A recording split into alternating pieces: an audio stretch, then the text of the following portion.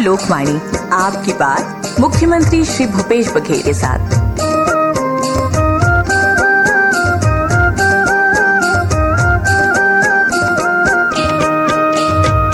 लोकवाणी के माध्यम से प्रदेश की जनता और श्रोताओं से मुखातिब माननीय मुख्यमंत्री श्री भूपेश बघेल जी और आप सभी को नव वर्ष 2022 की कोटि कोटि बधाइयां और अनंत शुभकामनाएं। माननीय मुख्यमंत्री जी, आपके नेतृत्व में विगत 3 वर्षों में जन भागीदारी और विकास का जो ताना बाना बना है, उससे ये विश्वास जागा है कि नए वर्ष में सफलताओं और जन सशक्तिकरण के नए रंग भरे जाएंगे। आज लोकवाणी कार्यक्रम की 25वीं कड़ी का प्रसारण हो रहा है। इस अवसर पर हम आपका सादर हार्दिक अभिनंदन करते हैं। जम्मू सियान मन, दाई दीदी मन, संगवारी मन, नोनी बाबू मन, भतीजा भतीजी मन ला जय जोहार, नमस्कार, जय सिया राम। नवा बछर 2022 नवा छत्तीसगढ़ गढ़े के हमर जतन उत्साह और नियाव के उद्यम ल नवा बल देवाय। आप जम्मू मन ला हृदय ले शुभकामना। नवा बछर के नवा बिहनिया, जय हो छत्तीसगढ़ मैया। संगवारी हो, हमन जुर मिल के ऐसा नवा छत्तीसगढ़ गढ़त हन जेमा सब्बो मन के सम्मान हुआ, बराबरी के अधिकार हुआ। अनुसूचित जनजाति, अनुसूचित जाति, अन्य पिछड़ा वर्ग, सामान्य वर्ग, अल्पसंख्यक वर्ग, जम्मो मन छत्तीसगढ़ महतारी के गुलशन के अलग अलग फूल असन महमहाए। जात पात के जहर छत्तीसगढ़ में झन फैल पाए, एकर बर हमन विशेष जतन करत हन। और छत्तीसगढ़ के ऐतिहासिक सांस्कृतिक परंपरा हमर पुरखा मन के विरासत ला बचा के उखर सपना ला पूरा करत जाबो, नवा छत्तीसगढ़ गढ़त जाबो, यही हमार संकल्प हवा है। माननीय मुख्यमंत्री जी, लोकवाणी की 25वीं कड़ी का विषय है युवा सपने और छत्तीसगढ़। हमारा छत्तीसगढ़ राज्य भी अब 21 वर्ष पूर्ण कर चुका एक युवा राज्य है।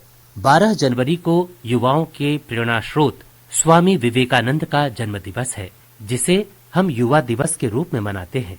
इस अवसर पर हमारे कुछ युवा साथियों ने वर्ष 2020 की आपकी पहल को याद किया है। आइए सुनते हैं उनके विचार और आपकी बात। भूपेश काका, जय जोहार। मैं हिमांशु यादव ग्राम मंदिर असौर जिला रायपुर से बोल रहा हूँ। 2020 में आपने स्वामी विवेकानंद जी के जन्म दिवस के अवसर पर जो युवा दिवस का आयोजन किया था, उसमें युवाओं को न सिर्फ अपनी प्रतिभा दिखाने का मौका मिला था, बल्कि स्वामी विवेकानंद के विचारों को जानने समझने का अवसर भी मिला था। आपने हम युवाओं के लिए जिस तरह से विकास का रोड मैप बनाया है, उसके लिए आपको धन्यवाद। माननीय मुख्यमंत्री जी प्रणाम। मैं कुमारी करुणा ग्राम शास्त्री चौक मंदिर असौर जिला रायपुर से बोल रही हूँ। आपने 2020 में युवा महोत्सव का आयोजन किया था, वह शानदार था। एक लघु भारत साइंस कॉलेज परिसर रायपुर में उमड़ आया था। किसी भी तरह की जाति धर्म संप्रदाय का भेदभाव नहीं था। यह आपकी अच्छी सोच के कारण ही संभव हुआ था। क्या इस बार भी ऐसा आयोजन हो रहा है? कृपया अवगत कराने का कष्ट करें। धन्यवाद। भतीजा हिमांशु और भतीजी करुणा, शुभ स्नेह। युवा महोत्सव के आयोजन को लेकर आपने जो कहा, उससे मुझे बहुत खुशी और गौरव का अनुभव हुआ है। मैं जानता हूँ हमारे युवा जात पात से दूर वैज्ञानिक ढंग से सोचते हैं। यही वजह है कि हमने 3 दिनों तक 10,000 युवाओं को एक साथ रखने का इंतजाम किया था, जिसमें 800 से अधिक प्रस्तुतियां हुई थी। वर्ष 2021 में कोरोना के कारण यह आयोजन नहीं कर पाए थे। इस वर्ष सब कुछ सामान्य लग रहा था। हमने युवा महोत्सव 2022 के आयोजन की घोषणा कर दी थी, लेकिन फिर जिस तरह से कोरोना बढ़ रहा है, उसे देखते हुए आयोजन स्थगित करने का निर्णय लेना पड़ा है। लेकिन जैसे ही सब कुछ ठीक होगा, हम इस तरह युवाओं के लिए आयोजन जरूर करेंगे। जहाँ तक आपने नया वर्ष, युवा सपने, युवा दिवस और नवा छत्तीसगढ़ की बात की है, तो मैं यह बताना चाहता हूँ, इन सब के बीच एक अंतर संबंध है। स्वामी विवेकानंद जी का रायपुर से अटूट नाता है। वे मात्र 39 वर्ष जिए, सर्वाधिक समय कलकत्ता में रहे। उसके बाद किसी अन्य स्थान पर रहने की उनकी सर्वाधिक अवधि छत्तीसगढ़ में ही रही। जब उनका मन आध्यात्म की ओर बढ़ रहा था, उस समय वे छत्तीसगढ़ की हवा, पानी, माटी और धड़कन से एकाकार हो रहे थे। इस तरह एक वैज्ञानिक क्रांतिकारी सन्यासी स्वामी विवेकानंद ने जो छाप छत्तीसगढ़ में छोड़ी है, उसे चिर स्थायी बनाने के लिए हमने उनके जन्मदिन 12 जनवरी को युवा महोत्सव का आयोजन करने की शुरुआत सन 2020 में की थी। आज स्वामी विवेकानंद को कुछ लोग अपनी राजनीति के लिए दक्षिणपंथी करार देते हैं, जबकि स्वयं स्वामी जी ने जो कहा था वह विश्व धर्म और आध्यात्म के इतिहास में स्वर्ण अक्षरों में दर्ज है। शिकागो में स्वामी जी ने साफ कहा था कि धर्म के नाम पर दुनिया में बहुत खून बहाया जा चुका है। सांप्रदायिकता, हरधर्मिता, धर्मांतता ने कई बार सभ्यताओं को नष्ट किया है और दुनिया में निराशा फैलाई है। स्वामी जी ने कहा था, अगर जात पात धर्म संप्रदाय के नाम पर हिंसा न होती तो आज का मानव समाज बहुत उन्नत होता।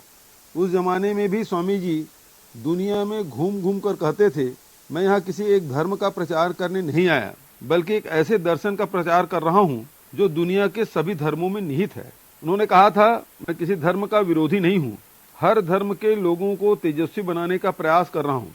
आज जो स्वामी जी को आध्यात्मिक संत बताकर उनके योगदान को छोटा करना चाहते हैं, उन्हें बताना चाहता हूँ कि स्वामी जी विरक्ति की बात नहीं करते थे, बल्कि क्रांति की बात करते थे, कुरीतियों से लड़ने और समाधान की बात करते थे। माननीय मुख्यमंत्री जी, छत्तीसगढ़ के युवाओं ने अपनी बहुमुखी प्रतिभा का प्रदर्शन पिछले दिनों किया है। आपने भी अनेक बार ये कहा है कि युवा प्रतिभाओं को संवारने, उन्हें अवसर देने और आगे बढ़ाने की दिशा में आप बहुत से नए कदम उठाएंगे। इस संबंध में हमारे कुछ युवा साथियों ने अपनी जिज्ञासा व्यक्त की है।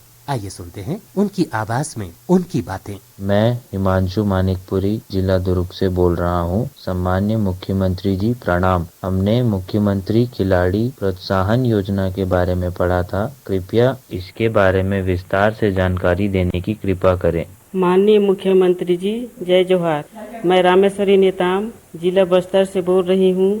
थिंग बी योजना के बारे में एक खबर हमने पढ़ी थी, कृपया इसके बारे में बताइए ताकि हम लोग इसका लाभ उठा सकें। माननीय मुख्यमंत्री जी, जय जोहार। मैं रमेश पटेल जिला कोंडागांव से बोल रहा हूँ। हाल ही में बादल परियोजना के बारे में कहीं चर्चा सुना था, इसका लाभ किसको और कैसे मिलेगा, इस बारे में विस्तार से बताने की कृपा कीजिए। हिमांशु, रामेश्वरी और रमेश जी, जय जोहार। मेरा मानना है कि आज के जमाने में युवाओं का कैरियर केवल सरकारी नौकरी से ही नहीं बनता, बल्कि हमारे युवा साथियों ने अपनी रुचि और प्रतिभा के बल पर संभावनाओं का नया आकाश खोल दिया है। आप में जो संभावनाएं दिख पड़ी है, उन्हें साकार करने की दिशा में हम बहुत से प्रयास कर रहे हैं। छत्तीसगढ़ के इतिहास में पहली बार खेल प्रशिक्षण की समग्र अधोसंरचना का निर्माण किया गया है, जिसके अंतर्गत 9 अकादमी स्थापित की जा चुकी है। फुटबॉल में बालिकाओं के लिए तथा कबड्डी, तीरंदाजी, एथलेटिक्स तथा हॉकी में बालक बालिकाओं दोनों के लिए इस तरह 9 अकादमियां शुरू हो चुकी है। टेनिस स्टेडियम और अकादमी भवन निर्माण के लिए राशि स्वीकृत की जा चुकी है। जहां तक मुख्यमंत्री खिलाड़ी प्रोत्साहन योजना का सवाल है, तो मैं यह बताना चाहता हूं कि हमारे राज्य के युवा खिलाड़ियों को आवश्यक सुविधाएं नहीं मिलने के कारण वे देश के अन्य संस्थाओं के लिए खेलते हैं। अब हम यह प्रयास कर रहे हैं कि हमारे खिलाड़ियों को प्रशिक्षण, उपकरण तथा अन्य खर्चों की व्यवस्था छत्तीसगढ़ शासन की तरफ से हो, जिससे वे भविष्य में अपने राज्य की ओर से ही राष्ट्रीय तथा अंतर्राष्ट्रीय प्रतियोगिताओं में भाग ले सके। इसके लिए पर्याप्त वित्तीय प्रावधान किए जाएंगे। विभिन्न औद्योगिक संगठनों की मदद से भी खेल और खिलाड़ियों की प्रगति के अवसर जुटाए जाएंगे। छत्तीसगढ़ खेल विकास प्राधिकरण के गठन का काम शीघ्र पूरा करके जल्दी ही इसका कामकाज शुरू कर दिया जाएगा। आपने थिंक बी के बारे में अच्छा सवाल किया है। मैं बताना चाहता हूं कि यह पहल बस्तर के युवाओं के लिए है। थिंक बी का फुल फॉर्म है technology hub and innovation for knowledge Bastar. इस परियोजना के अंतर्गत हम बस्तर के युवाओं को नवाचार, स्वरोजगार और उद्यमता के लिए प्रोत्साहित करेंगे। युवाओं को आर्थिक, तकनीकी, प्रबंधकी, कानूनी आदि कई तरह की सहायता दी जाएगी। युवाओं को ऑनलाइन तथा ऑफलाइन सामग्री, किताबें, ऑडियो वीडियो प्रशिक्षण दिया जाएगा। मुझे कहते हुए बहुत खुशी है कि थिंक बी परियोजना के लिए IIM Raipur, Tata institute of social sciences Delhi, IIIT Raipur तथा Hidayatullah national law university Raipur के साथ MOU किया गया है। हमारे आदिवासी अंचल के युवाओं को सही समय पर सही सलाह और सुविधाएं मिलने से उनके जीवन में चमत्कारिक बदलाव आएगा और वे बहुत बड़े पैमाने पर सफलता की सीढ़ियां चढ़ सकेंगे। बादल का फुल फॉर्म है Bastar academy of dance, art, literature and language. इस संस्था के माध्यम से एक और जहां विभिन्न आदिवासी कलाओं लोकगीत, नृत्य कला, शिल्प कला, संस्कृति, भाषा, साहित्य, खान पान, वेशभूषा का संरक्षण तथा विकास किया जाएगा। वहीं हल्बी, गोंडी, धुरवा, भतरी जैसी बोली भाषाओं से नई पीढ़ी के साथ ही पर्यटकों, शोधार्थियों को भी अवगत कराया जाएगा। इससे युवाओं को अपनी माटी से जुड़े रहते हुए अपनी रुचि का काम भी मिलेगा। बस्तर की बात चली है तो मैं कहना चाहता हूं कि बस्तर के युवाओं की बदौलत हम डेनेक्स रेडीमेड गारमेंट फैक्ट्री, काजू प्रसंस्करण इकाई, काफी उत्पादन से लेकर बंजर जमीन में पपीता उत्पादन तक के इंद्रधनुषी सपने पूरे कर पा रहे हैं। बस्तर के युवाओं ने यह साबित किया है, थोड़ी मदद, थोड़ी सुविधाएं और थोड़ा मार्गदर्शन मिलने पर वे बस्तर को बदल सकते हैं। स्वावलंबन की नई कहानी लिखकर नक्सलवाद को पीछे हटा सकते हैं। विपरीत परिस्थितियों में भी इन उपलब्धियों के लिए मैं बस्तर के युवाओं को सलाम करता हूं। माननीय मुख्यमंत्री जी, छत्तीसगढ़ के युवाओं को संगठित करने, सामूहिक रूप से समाज और प्रदेश में सकारात्मक बदलाव का आह्वान करते हुए आपने राजीव युवा मितान क्लब गठित करने की घोषणा की थी। इस संबंध में हमारे युवा साथियों की कुछ जिज्ञासाएं हैं। माननीय मुख्यमंत्री जी नमस्कार, मैं के प्रतीक पटनायक जिला धमतरी से बोल रहा हूँ। मैं जानना चाहता हूँ कि राजीव युवा मितान क्लब से जुड़ने के लिए क्या कोई उम्र की सीमा है? हम किस तरह से इस क्लब में शामिल होकर रचनात्मक कार्यों में सहयोग कर सकते हैं, इस बात की भी जानकारी मैं आपसे जानना चाहूँगा। पटनायक जी नमस्कार। आपको बताना चाहूँगा कि प्रदेश के 13,269 नगरीय निकायों एवं ग्राम पंचायतों में राजीव युवा मितान क्लब गठित करने हेतु कार्य योजना तैयार कर ली गई है। क्लब का पंजीयन फर्म एंड सोसाइटी एक्ट के तहत होगा। प्रत्येक क्लब में 20 से लेकर 40 तक युवा शामिल होंगे, जिनके आयु 15 से 40 वर्ष के बीच हो। वर्ष भर में इन क्लबों को 132 करोड़ 69 लाख रुपए की राशि अनुदान के रूप में प्रदान की जाएगी। इसकी पहली किस्त के रूप में 19 करोड़ 43 लाख रुपए की राशि जारी की जा चुकी है। हम प्रदेश में युवाओं की शिक्षा दीक्षा तथा रोजगार के अवसरों पर ध्यान देने के साथ ही संस्कारवान युवा पीढ़ी तैयार करने की पहल कर रहे हैं। मेरा मानना है, पढ़ाई और अन्य गतिविधियों में सक्रिय होने के साथ ही युवा अवस्था में अपने परिवेश, अपने आसपास के लोगों की जिंदगी को करीब से देखने, समझने और बेहतरी के लिए स्वस्फूर्त कदम उठाने की भावना बहुत जरूरी है। अपना नाम तथा अपनी कमाई का सपना तो एक दिन पूरा हो जाता है, लेकिन लोगों के दुख दर्द में शामिल होने, अपनी संस्कृति तथा कमजोर तबकों की भलाई के लिए योगदान करने की भावना एक बीज की तरह युवाओं में डाली जानी चाहिए। हम छत्तीसगढ़ में ऐसे ही संस्कारवान युवा पीढ़ी का विकास करना चाहते हैं। माननीय मुख्यमंत्री जी, छत्तीसगढ़ में विगत 3 वर्षों में रोजगार के अवसरों में बहुत बढ़ोतरी हुई है और निश्चित तौर पर इसका लाभ युवाओं को भी मिला है। कुछ युवा श्रोता इस संबंध में आपसे बात करना चाहते हैं। कका पाए लागी, जय जोहार, जय सियाराम। मैं फगवाराम ग्राम मड़ेली जिला धमतरी ले बोलत हूँ।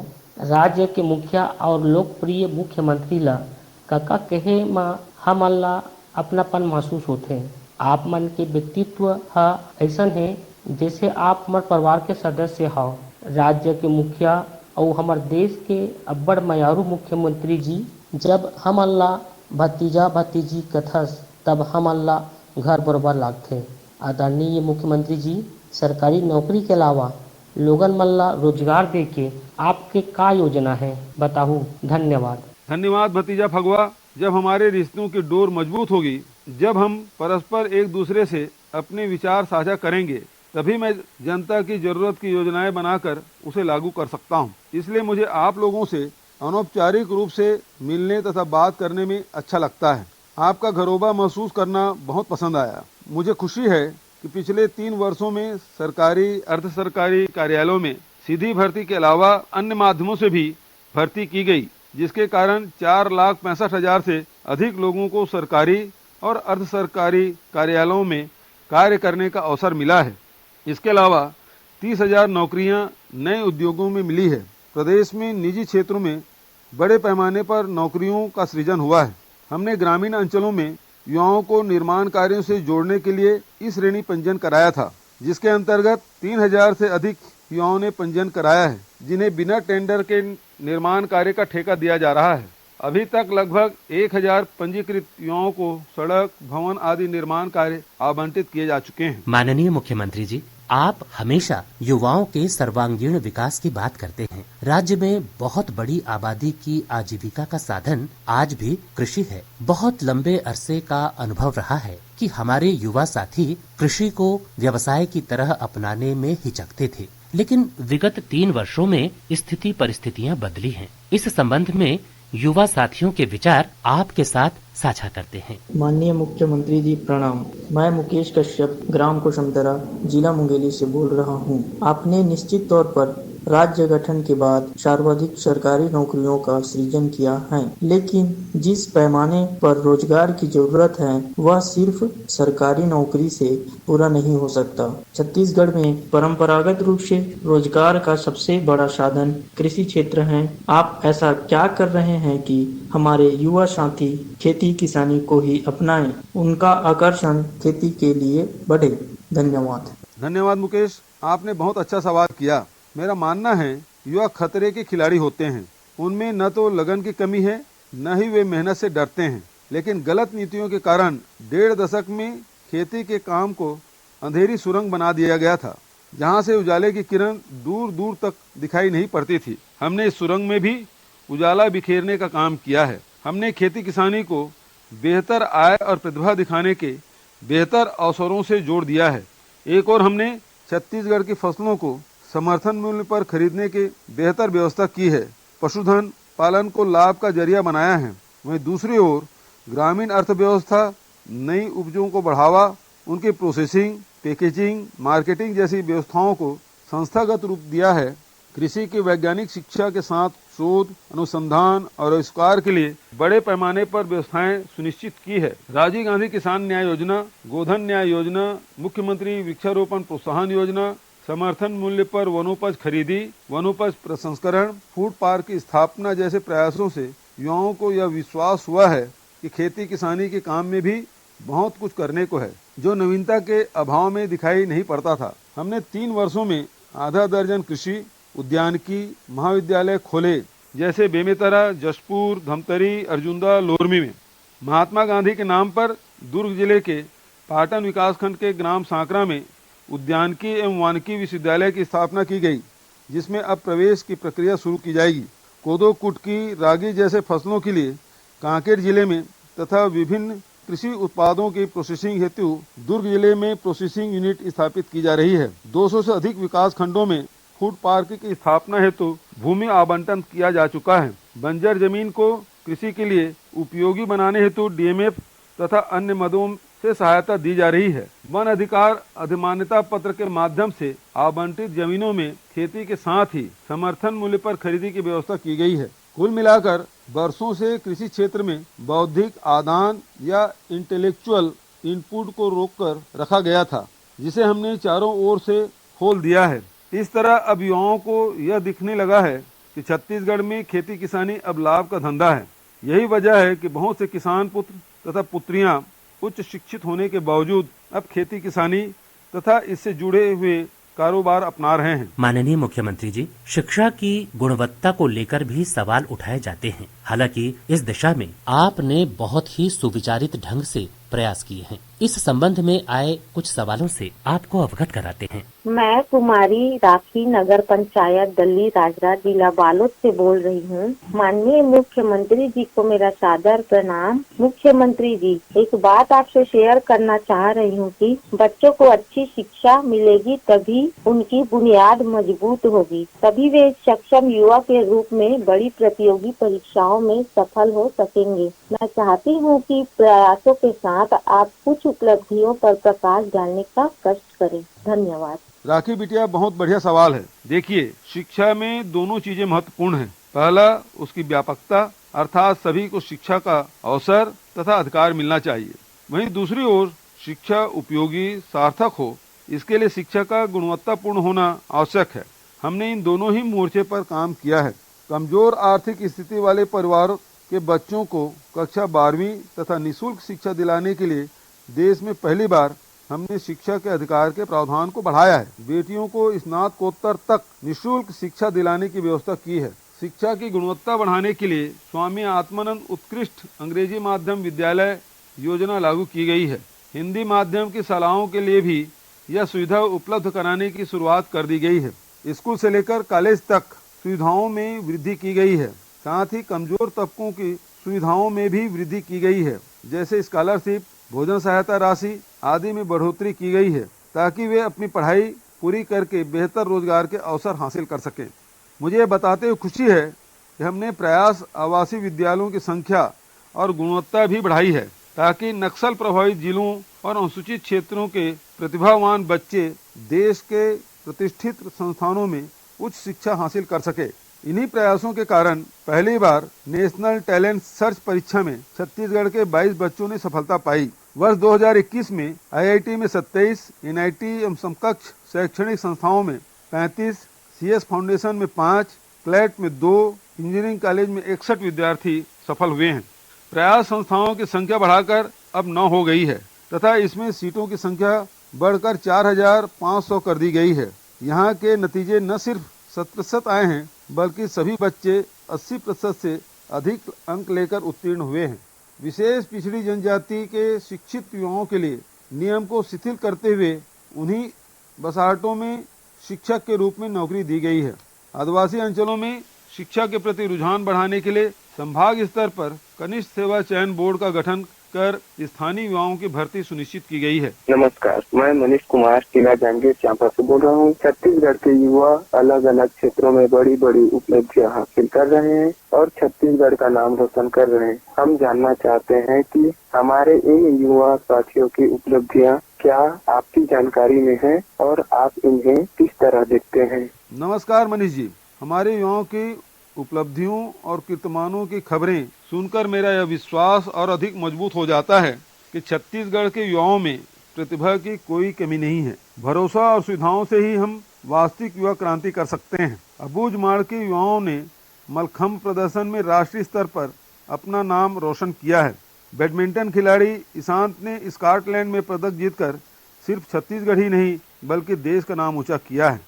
बस्तर में एकटागुड़ा गांव की बेटी नैना सिंह धाकड़ ने एवरेस्ट फतह किया, तो रायगढ़ की बिटिया याशी जैन ने यूरोप के सबसे ऊंची चोटी माउंट एलब्रस पर झंडा गाड़ा। दिव्यांग पर्वतारोही चित्रसेन साहू ने बास्केटबॉल की राष्ट्रीय टीम में स्थान बनाया। गरियाबंद जिले की दुर्गा चंद्राकर ने SBKF इंटरनेशनल चैंपियनशिप नेपाल में स्वर्ण पदक हासिल किया, तो जगदलपुर निवासी अर्जुन कुमार ने राष्ट्रीय शालेय एथलेटिक्स में स्वर्ण पदक जीता।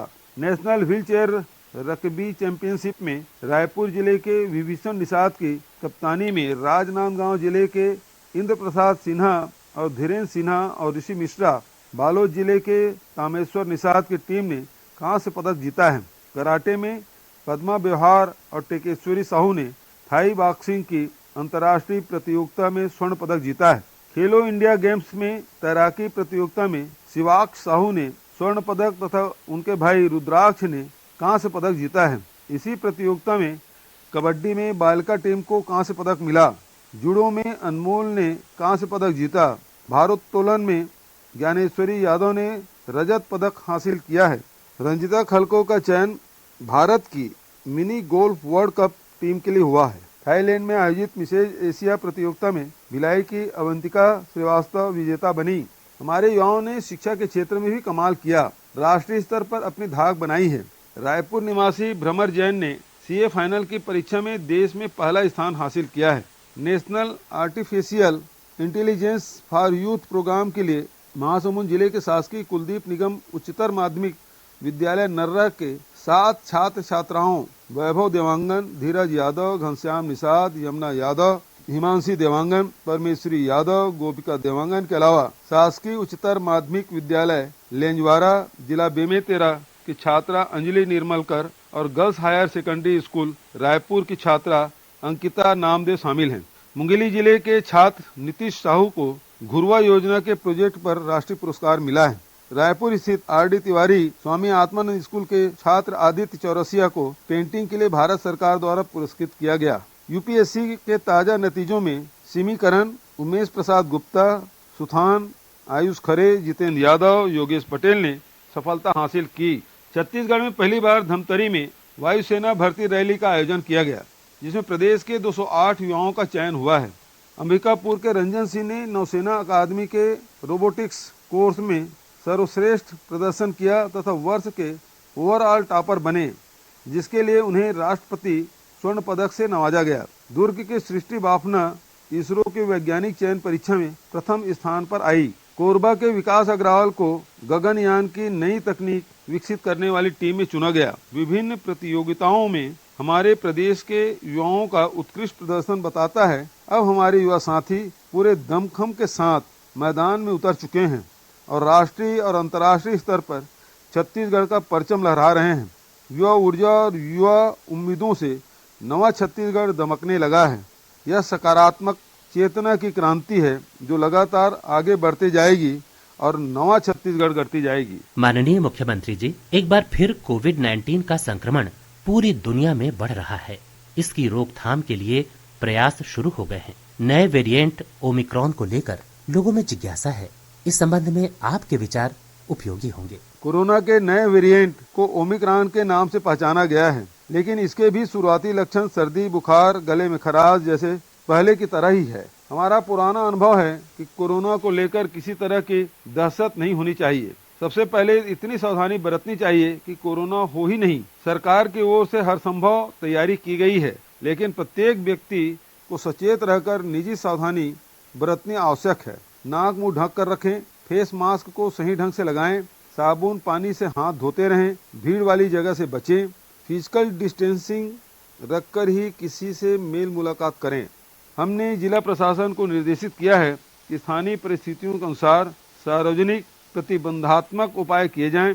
कोरोना प्रोटोकॉल का पालन करें। कोरोना से बचने के लिए टीके का दोनों डोज लगवाना जरूरी है। जिन्होंने पहला डोज लेकर छोड़ दिया है वे दूसरा डोज पूरा करें। 15 से 18 वर्ष की उम्र के किशोर किशोरियों के लिए टीकाकरण शुरू हो गया है और मुझे खुशी है हमारे नवयुवा बड़ी संख्या में टीका लगवा रहे हैं।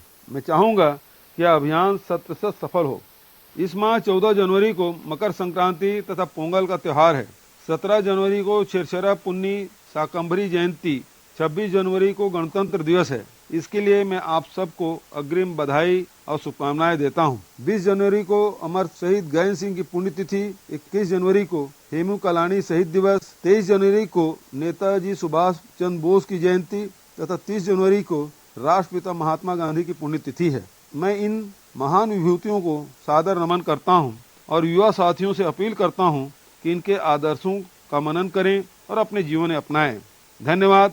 जय हिंद, जय छत्तीसगढ़। श्रोताओं, लोकवाणी का आगामी प्रसारण 13 फरवरी 2022 को होगा, जिसमें माननीय मुख्यमंत्री सुगम उद्योग व्यापार उन्नत कारोबार विषय पर चर्चा करेंगे। आप इस विषय पर अपने विचार, सुझाव और सवाल दिनांक 27, 28 और 29 जनवरी 2022 को दिन में 3 बजे से 4 बजे के बीच फोन करके रिकॉर्ड करा सकते हैं। फोन नंबर इस प्रकार हैं: 0771 के बाद 400-3482, 400-3483 और 400-3484 और इसी के साथ ये कार्यक्रम संपन्न होता है। नमस्कार, जय जोहार। अभी आप सुन रहे थे लोकवाणी।